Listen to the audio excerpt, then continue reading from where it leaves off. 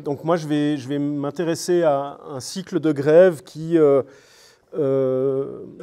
selon moi, en tout cas c'est ce que j'ai essayé de montrer dans cet ouvrage, a eu lieu environ dans ce qu'on appelle les années 68, c'est-à-dire la décennie qui suit immédiatement le mouvement mondial, disons, de mai 68, qui est connu sous le nom de mai 68.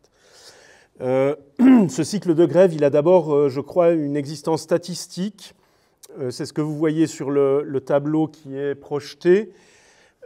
Si l'on observe, si on divise, disons, la seconde moitié du XXe en période de 10 ans, on se rend compte qu'on a une espèce de forme en bosse de dromadaire, puisqu'on a un pic entre 45 et 55, un pic gréviste de nombre de grèves entre 45 et 55, puis deux périodes très basses, autour d'une vingtaine de grèves en 10 ans, entre 58 et 68, et puis entre 80 et 90. Et puis on a un deuxième pic de moindre ampleur qui se situe entre 69 et 79. Ce qui est intéressant encore au niveau statistique, c'est de constater que cette forme en deux vagues, elle a lieu pour ce qui est du nombre de grèves, donc du nombre d'arrêts de travail, elle a lieu pour le nombre d'entreprises touchées par ces arrêts de travail, et elle a lieu également pour le nombre de grévistes concernés. Mais elle n'a pas lieu par contre pour le nombre de jours de grève, de journées d'arrêt de travail, qui lui décroît de façon linéaire pendant toute la seconde moitié du XXe. Dans ce cycle, on observe une pratique nouvelle qui est l'occupation, c'est-à-dire il s'agit non pas seulement d'arrêter le travail, mais également d'occuper les locaux de l'entreprise dans laquelle on travaille. C'est le cas d'une occupation particulièrement emblématique parce qu'elle est d'une durée très longue, elle dure 3 mois. C'est l'occupation de l'entreprise Sarsem à Meyrin, qui fabriquait des machines à bobiner, qui sont une spécialité de micromécanique, et qui a lieu donc pendant l'été 1976, mais on note aussi des occupations à l'imprimerie du Courrier, en 1976 également, dans la menuiserie Le à Lausanne et également dans l'entreprise d'horlogerie Bulova à Neuchâtel, à Marin. Donc on a non seulement un cycle de grève qui existe statistiquement, me semble-t-il, mais également un cycle de ce que Xavier Vignat, l'historien français Xavier Vignat, appelle l'insubordination ouvrière, c'est-à-dire que ça dépasse la pratique proprement gréviste. Il y a d'autres formes qui sont mises en œuvre, dont celle de l'occupation. Il s'agit donc de grèves qu'on qualifie de sauvages, et cet adjectif ouvre, je dirais, un conflit interprétatif, et du coup on rejoint vraiment le travail de Sévric autour de Gauchy, puisqu'il s'agit de savoir comment on va lire ces conflits, comment on va interpréter, quelle interprétation on va donner à ces conflits de travail.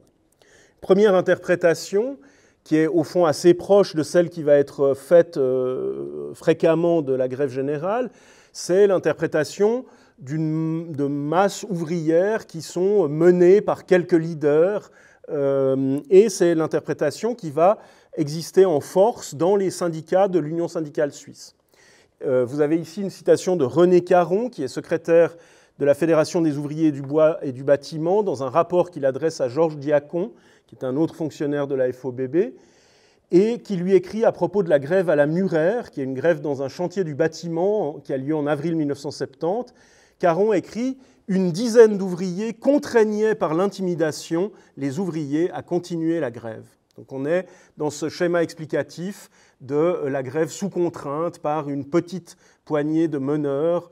En l'occurrence, il s'agit d'ouvriers saisonniers espagnols, ce qui rajoute à l'horreur que Caron trouve qui est un homme xénophobe, qui a fait preuve, notamment dans des déclarations sur l'initiative Schwarzenbach, de sa xénophobie, une position qui n'est pas rare, malheureusement, à l'époque, dans les syndicats de l'USS. Dans le même sens, beaucoup plus haut dans l'échelle de la hiérarchie syndicale, Ezio Canonica, qui est à l'époque président de la Fédération des ouvriers du bois et du bâtiment, écrit ceci. « Lorsque par des coups de main illicites, comme celui de Genève, on viole le droit et que l'on cherche à mettre en tort les syndicats, on donne à la réaction les prétextes lui permettant de demander l'acceptation de lois anti-grève et anti-syndicats. » Donc il y a deux phases dans cette déclaration. On a quasiment la description d'un coup d'État. Il s'agit donc d'une grève sur un chantier de construction du centre commercial de Balexer, une grève qui a duré 3 jours. Mais c'est donc un coup de main illicite qui viole le droit, qui cherche à mettre en tort les syndicats. Et évidemment, c'est un des fameux mouvements rhétoriques de la rhétorique réactionnaire qui a été défini par Albert Hirschman. C'est en croyant favoriser la cause ouvrière, on donne en réalité à la réaction les prétextes qui lui permettent de demander l'acceptation de lois anti-grève et anti-syndicats. Donc c'est tout à fait ce que Sévric a expliqué tout à l'heure, c'est-à-dire que le mouvement ouvrier est à ce moment-là au fait d'un mouvement d'intégration qui se joue notamment pour les syndicats. Sur le plan politique, il y a toutes ces questions de Conseil fédéral, etc. Mais pour les syndicats, il s'agit du renforcement de l'édifice conventionnel qui notamment permet à ce moment-là la mise en place de ce qu'on appelle la contribution professionnelle, qui est une manière pour les syndicats de se financer en traitant directement avec les syndicats patronaux, avec les organisations patronales, sans passer par nécessairement la cotisation de leurs membres. Donc il y a un enjeu fort à évidemment soutenir ce point de vue syndical et à dénigrer comme illicite ou illégal les tentatives ouvrières d'autonomie ouvrière. Du côté du Parti du travail, on peut lire à propos non plus cette fois de la grève à la Murer, mais de la grève des métallurgistes genevois qui a lieu au printemps 1971. On peut lire ceci sous la plume d'Armand Magnien. Les grèves qui viennent d'avoir lieu dans la métallurgie genevoise sont les prémices réjouissantes d'un renouveau de la lutte des classes, qu'on semble assez favorable.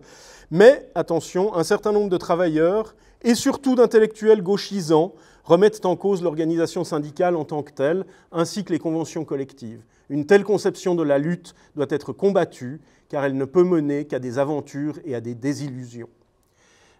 Donc on voit là aussi, du côté du PDT, la volonté de se prémunir contre une forme de manipulation du mouvement ouvrier. En l'occurrence, ça n'est pas dit de façon ouverte, mais ceux qui sont visés, ce sont les communistes espagnols et italiens, dont on sait que c'est à eux qu'on doit la mobilisation dans les usines de la métallurgie genevoise. Et Magnien ne le dit pas de façon ouverte, mais c'est notamment ces gens-là qu'il vise quand il parle de... quand il dit un certain nombre de travailleurs, c'est évidemment pas eux les intellectuels gauchisants, mais le certain nombre de travailleurs, sur le moment, disons, la chose est transparente. Une interprétation diamétralement opposée est celle du groupe Lotta di Classe, qui écrit, suite à la grève à la Murer, « Camarades, quelque chose change en Suisse. Les idées qui jusqu'ici étaient discutées au sein des groupes de militants révolutionnaires commencent à faire leur chemin et à trouver une vérification concrète.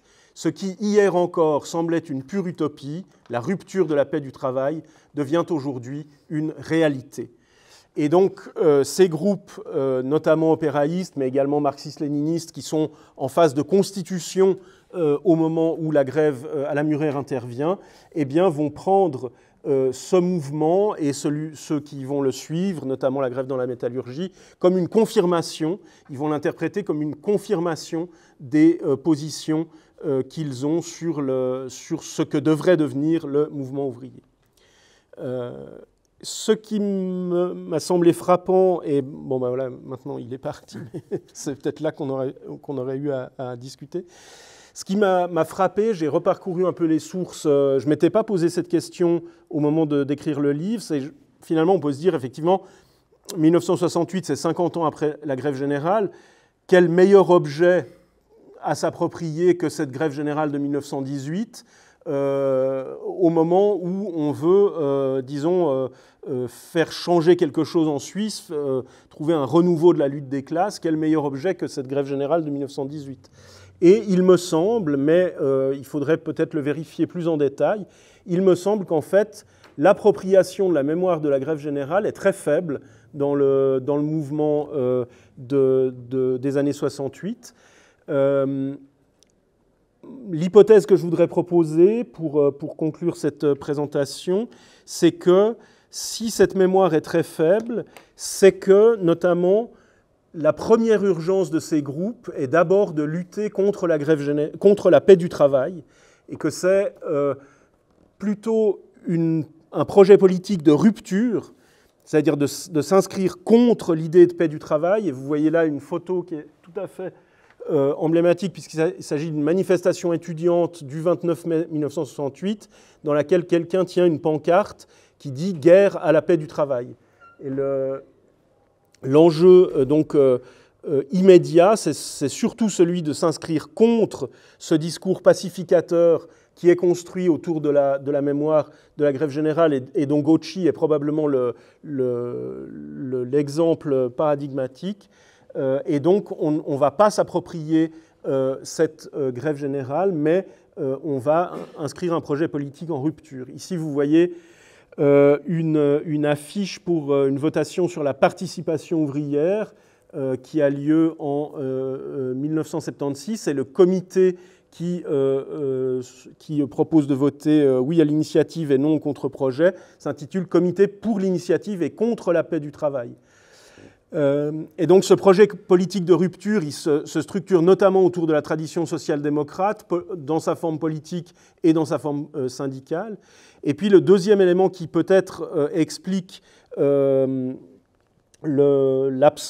mémoire faible de la grève générale, c'est une absence de transmission, pour la raison exacte que Sévric a expliquée tout à l'heure, c'est-à-dire que pendant longtemps, cette histoire n'a même pas été faite, et c'est seulement en 68 qu'elle commence à être faite, et qu'elle reste en grande partie une historiographie commémorative, très discrète.